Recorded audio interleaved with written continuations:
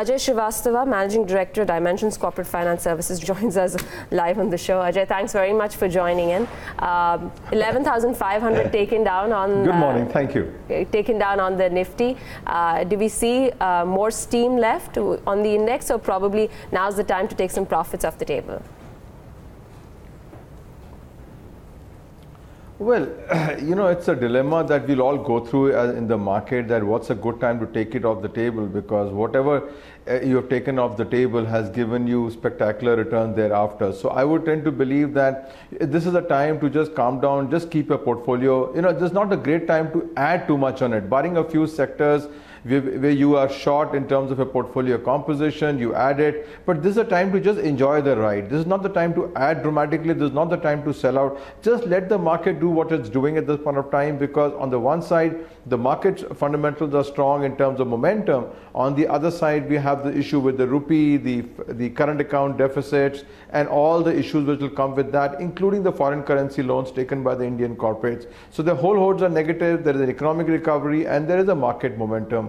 Kind of a balanced situation, so you wait it out and see how it, unless one of the other two breaks, there's no need to really book anything at this point of time. I think just let the position ride through. If you're in the right stocks, there's no reason to just panic out and cash out. Just keep it going, it's a good thing happening, enjoy the ride. But for those who probably wanted to wait, under the view that it's slightly more expensive to enter the market right now, obviously they've missed out, so there is no window for them to enter? Of course, at this point of time, if you look at the sectors, if you look at the NBFC sector, the largest, best performing, pretty well priced out in terms of recent growth. I think you would look at the consumer sector, pretty well priced in a lot of the growth avenues at this point of time. Yeah, you'll have plus or minus a couple of points here or there, but by and large is priced out. Leave aside the pharma sector, which I think is the only one which has been catching up of late. Last 2-3 weeks it has caught up, but still much below what the market is. So leave aside pharma. By and large, the large caps are fully priced, and including look at the big banks, for the HDFC Bank or Kotak or whatever it is, they are also reasonably priced given what the numbers they have coming about. So, in a market like this, if you're really going to walk into this market to earn a return, I think it's going to be difficult, it's going to be challenging. So that's why we're saying keep it going.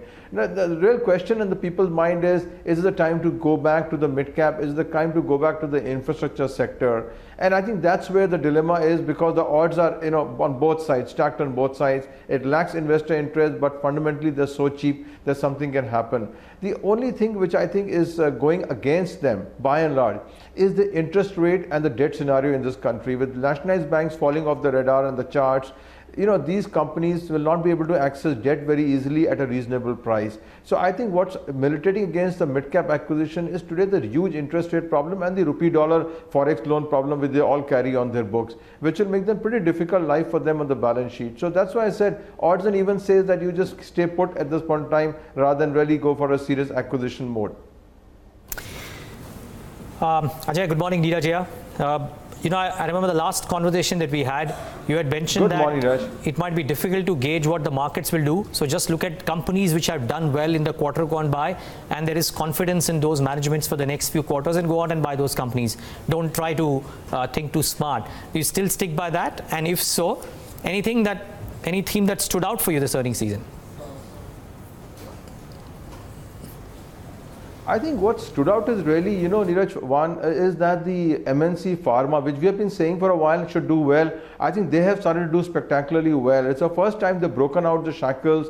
They are running at a pretty good pricing. Even at today's valuation, they're pretty attractive at this point of time. And I think that's been a surprise, because their profitability has been a surprise. They've always been a laggard in the market with the price controls and all the issues which came about. But I think that's been one surprise to us in the market. And back to the point, performers are going to perform in this market. The macroeconomic is not changing for the people who lost out in the last year and a half. Let's be honest about it.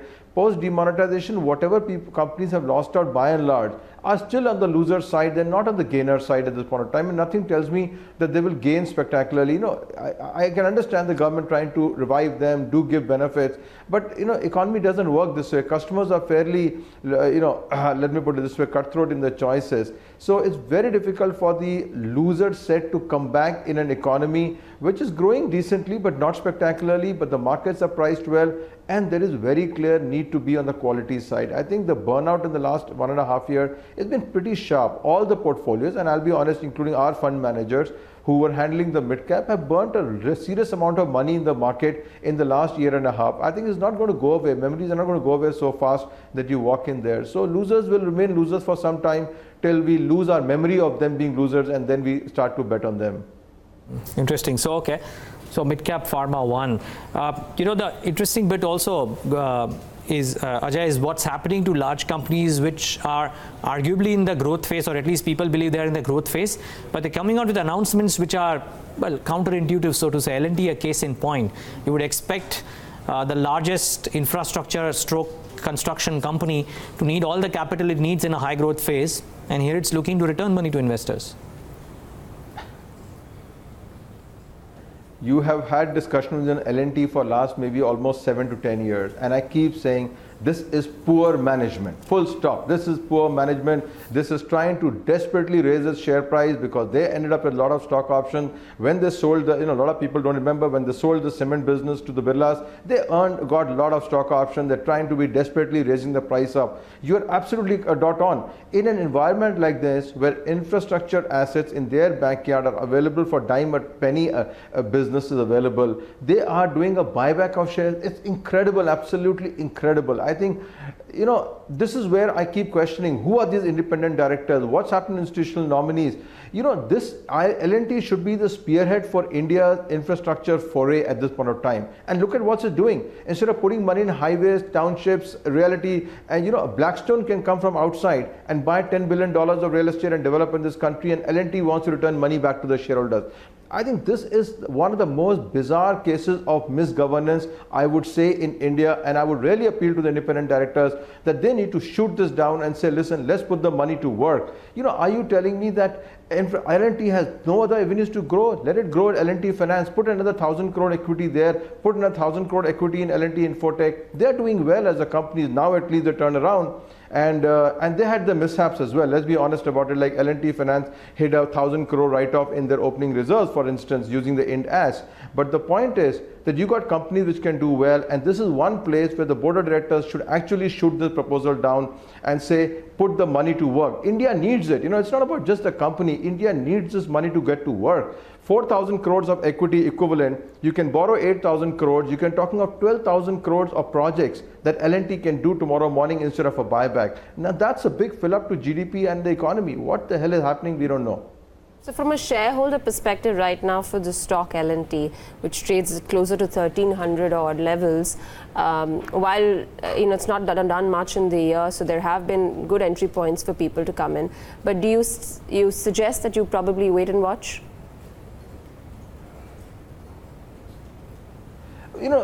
That's what I said. L&T has been a poor performer in the stock market. Let's be honest about it. So not many savvy investors have got L&T in their portfolios. Only institutions got a portfolio. Now, because of a buyback, should you buy? No.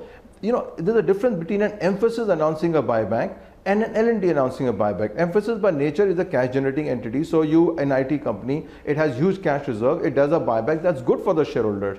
L&T is a company which is in the growth segment of Indian economy, is doing a buyback, which is the most ridiculous concept. So as a shareholder also, I would say that if you are signaling to me that you have nothing else to invest in, then why am I putting the money with you? So even if I invest today, all what will do is future cash flows, you'll give me another buyback. So where is my return on capital employed going to exceed at least 14 to 18% or 18% plus that I want from equity investments? Otherwise, I might as well put the money in FD at 8 to 10%. So if you're not going to give me 18%, why am I going to give you the money today? So just the buyback is not going to enthuse people to start putting money in this stock. I think, in fact, you would try to sell off and says 5% increase there, de dos ko share, let's get out of this thing, let's go to invest something which is growing for a change. L&T there, though in today's session, up about closer to 4% odd. Ajay, anything in the earnings season that particularly caught your eye on the extreme positive or the extreme negative? See, I think the negative were really the two-wheelers. I think those were very, very disappointing results which came out, and I think including automobiles, including Maruti, etc., were pretty disappointing results. They could have been a lot better. We were expecting it to be a lot better. I think what surprised us on the upside, as we discussed, was the MNC pharma surprised us on the upside, and even the consumer companies, they did pretty well at the point of time in the margin side. You know, we were expecting not too significant volume growth, but I think what the surprise was on the margin side. So consumer upside on the margin was a surprise element, and I think two-wheelers and autos were giving a very, very different performance. That's two. And the last one was this slowing down of the large banks. I think that really has caught our eye, that for the first time you're seeing the big juggernaut, the HDFC, the Kotak, etc., those are slowing down significantly. And I think that's it's a fair pointer to what's happening around the system and the ecosystem, that if these two large juggernauts slow down, either they're losing market share to NBFCs, which could well happen because other NBFCs are growing at a fast pace, or we are seeing a general slowdown in the whole market setup. One of the two is true. So I guess so. The surprise was these two banks, surprise was two-wheelers and autos. The really good surprise was the consumers, companies' margins, and the MNC pharmas. Interesting. Ajay, my final question really, if you have, and I would guess, knowing you might, if you have names in the consumption space which are trading northwards of 60 times, whether FY19, in certain cases FY20, and I don't need to take the names, you and I both know, and everybody knows about those names. Are you tempted to take some money off the table? Or because that's the oasis of growth right now, you're tempted to stay on? Tempted is the right word. I think tempted, but will I pull the trigger? I guess not. Okay, so temptation is ripe, but I think we will hold the trigger. As I said, when it's a good thing going, just hold on. Okay, you might lose another 5-10% if it starts to correct. But the good part is that most of the shares have phenomenal liquidity, so you can get out when you want to get out in large quantities as well. So you just ride it, as I said, just ride it and see where it goes. And I think the reason it is growing is the scarcity value. These companies are not diluting capital. The promoters are not in the market to sell shares. The institutions are not selling, mutual funds are not selling those shares. So, you have a point at which point the floating stock is kind of disappearing in the market, and even the HNIs and retails who have bought it are not coming to the market to trade. So in an environment where you see a demand supply of the stock which in such a dramatically fashion shrinking in the market, you would tend to believe that just let's hold on for some time and see where it goes. Tempting, yes, but trigger, no. And again, if you ask me to explain why am I holding a stock at 70-10 P, I don't think I can rationally explain to you. But I think it's just that sentimentally we saw it at 60 times 3 years back also. We are seeing 60 times today also. Now, having said that, there are also mishaps in this. People must understand that you also had mishaps in cases like Venki, etc., if you name one of them, which went up really high and shrunk back almost 1/3 in value. So you can run the risk. But I think on a portfolio basis, you can be fairly certain that you should keep them going for some time unless something dramatically changes in the market. I think you can just write this down through and see it and forget it, and just keep one thing to yourself, that they were 60% 3 years back. If they grow 20%, maybe 3 years time, they would do well. And organized retailing, I think that's the point. In organized retailing, these companies are going to gain tremendously because they will have a huge organized place to distribute the product instead of small distributors coming through. So I think there is something going for them. Keep it going. They're not harming you very well. Most of them is in the money. So as I said, don't add too much if you want to add, if you're not in it. But if you have it, let's enjoy the profit. It's looking nice and green on the portfolio. Right, Ajay. Thanks very much for that. Really appreciate you taking out the time and sharing your views with us here on the show. Thank you very much.